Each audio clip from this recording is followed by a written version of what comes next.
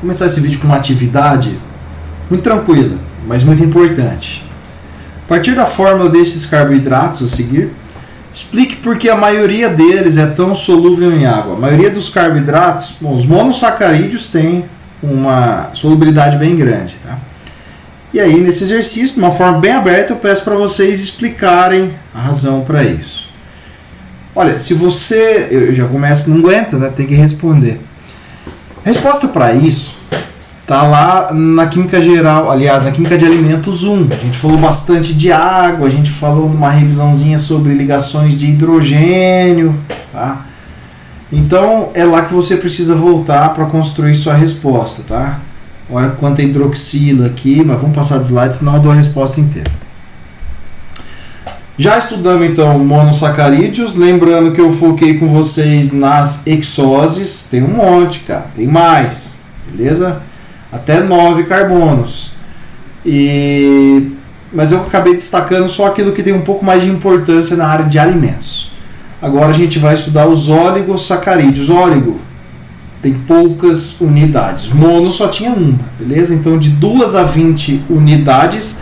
Galera, não vá confundir o número de carbonos do monossacarídeo com o número de unidades que se unem para formar um óligo ou um polissacarídeo. Não faça confusão. Monossacarídeo é uma molécula apenas. E essa molécula pode ter 3, 4, 5, até 9 carbonos. Tá? Mas ela é uma molécula só. Os disacarídeos, já são formados, aliás, né, os óligos, vamos falar de maneira genérica. Oligosacarídeos, eles são formados pela junção de 2 partes, aí é o disacarídeo. 3 partes, trissacarídeos. 4 partes, tetrasacarídeos. Até 20 unidades a gente mantém aqui. Agora, se tiver mais que 20, bastante, né? Vários. Então a gente entra em polissacarídeos. Vamos, mais uma vez, ter que escolher de quem falar, e de longe vocês vão ver que os disacarídeos eles são os mais importantes. Então, gente, eles são formados da união de 2 moléculas de monossacarídeos, né? Não foi à toa que ali entre os monossacarídeos eu já destaquei aqueles que seriam mais importantes para esse momento da aula, tá?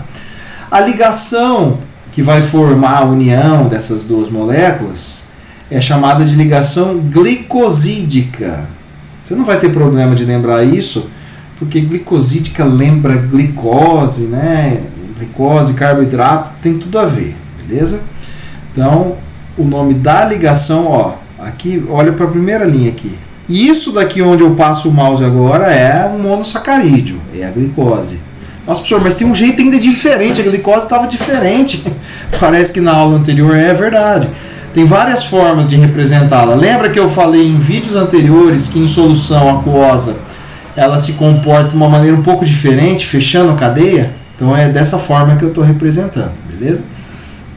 Então nós temos a glicose, está isolada aqui, a galactose isolada. Quando elas se combinam, por meio dessa ligação glicosídica, elas vão formar a lactose, beleza? Nome parecido. Galactose é um monossacarídeo. A lactose é um disacarídeo. Ela tem na sua composição 2 monossacarídeos. E para formar essa junção, para formar a ligação glicosídica, é necessário que saia uma molécula de água. Por quê? A união, acho que eu não destaquei aqui, mas ela se dá entre uma hidroxila, um OH, né? E um hidrogênio da outra hidroxila. H com OH, H2O. Então, por isso que sai uma molécula de água para fazer essa ligação, beleza?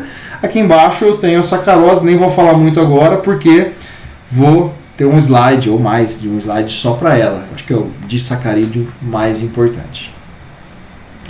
Os 3 mais importantes são esses, tá? Maltose, sacarose e lactose. Então tem essa tabelinha com a composição, né? Quais são os 2 monossacarídeos que originam cada um desses disacarídeos e quais são as principais fontes, né, de cada um deles. Isso aqui vocês já viram lá nas ciências, já viram na bioquímica de alimentos, então possivelmente já tem isso decorado, né? Mas saibam que tem mais do que só 3 disacarídeos. Muito mais, eu só estou destacando os mais importantes. Sacarose, por que ter um ponto da aula só para ela? Bom, ela está presente na nossa vida diariamente. Ela é aquele açúcar comum, açúcar de mesa, que lá que você compra no supermercado. Não é glicose. A gente fala, eu quero uma glicose. Mas você não está comendo glicose. Se bem que a sacarose é um disacarídeo que tem na sua composição a glicose. E o seu corpo pode ter toda certeza que quando você ingere a sacarose, ele vai quebrar esse disacarídeo, reestabelecendo esses monossacarídeos. Mas calma que isso é assunto para o próximo slide. Além disso ser importante para, sei lá, qualquer ser humano, eu não como glicose, mas é uma fonte energética, está presente na média, né, dentro aí da nossa dieta. Especialmente na nossa região de Jacarezinho, nós temos muitas usinas, tem muita cana de açúcar, que no Brasil é de longe a maior fonte de sacarose, né, de açúcar. Os Estados Unidos usa bastante beterraba, por isso que eu coloquei aqui também. Beterraba é bem rica em sacarose. Ela tem mais amido também. Nossa região, por ter essa realidade, pode ser que muitos de vocês que serão técnicos em alimentos vão trabalhar numa usina. Então é importante ter um destaque um pouquinho maior para ela, né? Por isso que eu estou até dando um pouco mais de destaque para toda a química de carboidratos. Vocês estão vendo que eu estou sendo um pouquinho mais detalhista do que nas outras partes da matéria, apesar de estarmos em RDE, né, onde tudo é bem corrido. Beleza, gente? A alfa-glicose se combina com a frutose para originar a sacarose. E na formação da ligação glicosídica, sempre teremos uma molécula de água saindo. Agora, a reação oposta interessa bastante, porque é ela que vai nos fornecer energia. Também em vídeos anteriores comentei que é a glicose, aquela que vai para a corrente sanguínea, aquela que vai fornecer energia para a célula, é aquela que é a fonte praticamente exclusiva de energia para o seu cérebro. Tá? Então, mesmo que você ingira um produto que não tenha glicose, no caso aqui da sacarose, seu corpo dá um jeito de quebrar, que é fácil, né? Só quebrar, a glicose está pronta. E para quem não come nem sacarose, nem glicose, nem nada que de maneira indireta possa originá-la, o corpo dá um jeito de pegar, sei lá, gordura e transformar em glicose, proteína. O corpo sempre vai dar um jeito de fornecer energia, enquanto você tiver alguma reserva ali, tá? Esse processo é um processo enzimático. A enzima lá dos vegetais normalmente é chamada de invertase, nos animais é sacarase. Ase é a terminação para enzimas, né? Sacarase é a enzima que quebra a sacarose, beleza? Essa reação ela é favorecida em meio ácido, então pensa na sua digestão, ali no estômago um pH bem ácido, e ela origina o que nós conhecemos como açúcar invertido. Não estou falando lá dentro de você que vai se formar um açúcar invertido, ele é um produto comercial, o açúcar invertido. Então essa reação feita na indústria em uma situação controlada é capaz de originar o açúcar invertido. E é sobre ele que eu vou pedir uma atividade para vocês, tá? Pesquisar sobre o açúcar invertido, indicando qual a sua composição, já está no slide anterior. A razão para receber essa denominação é uma discussão legal.